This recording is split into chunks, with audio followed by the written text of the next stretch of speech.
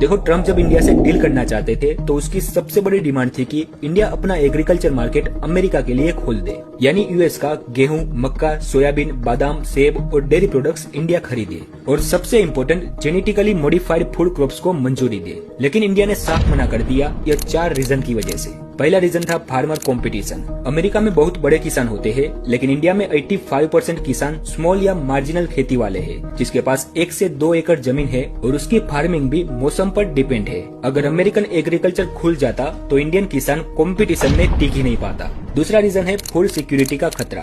देखो, इंडिया आज खुद का अनाज उगाता है, पीडीएस सिस्टम चलाता है। अगर इंपोर्ट्स बढ़ते तो लोकल फार्मिंग कमजोर होती और लोग खेती करना छोड़ देते। फ्यूचर में इंडिया फूड के लिए अमेरिका पर डिपेंड हो जाता और हम सब जानते हैं कि फूड डिपेंडेंसी सीधा नेशनल सिक्योरिटी इश्यू बन जाती है, जैसे अभी श्रीलंका में हुआ।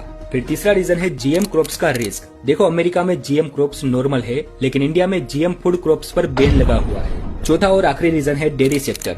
आज इंडिया दुनिया का लार्जेस्ट डेयरी प्रोड्यूसर है। ऐसे लाखों डेयरी फार्मर्स है जिनका घर डेयरी फार्मिंग से चलता है। वही दुनिया का सेकंड लार्जेस्ट डेयरी प्रोड्यूसर है अमेरिका। अगर यूएस डेयरी इंडिया में आई तो इंडियन डेयरी सिस्टम कोलैप्स हो सकता है। देखो, ट्रम्प का एक रूल है कि पहले टैरिफ लगाओ, फिर प्रेशर बनाओ, फिर अपनी डिमांड बनाओ। कई देशों पर यह स्ट्रेटेजी काम भी कर गई, लेकिन चाइना और इंडिया पर नहीं। गुस्से में आकर ट्रम्प ने एक्स्ट्रा 25% टैरिफ लगा दिया, टोटल हो गया 50%। और वैसे भी इंडिया के पास 2 ही रास्ते थे, सस्ती डील ले लो या फिर अपने किसानों को बचाओ। तो यहाँ पर इंडिया ने चुना अपने किसानों को।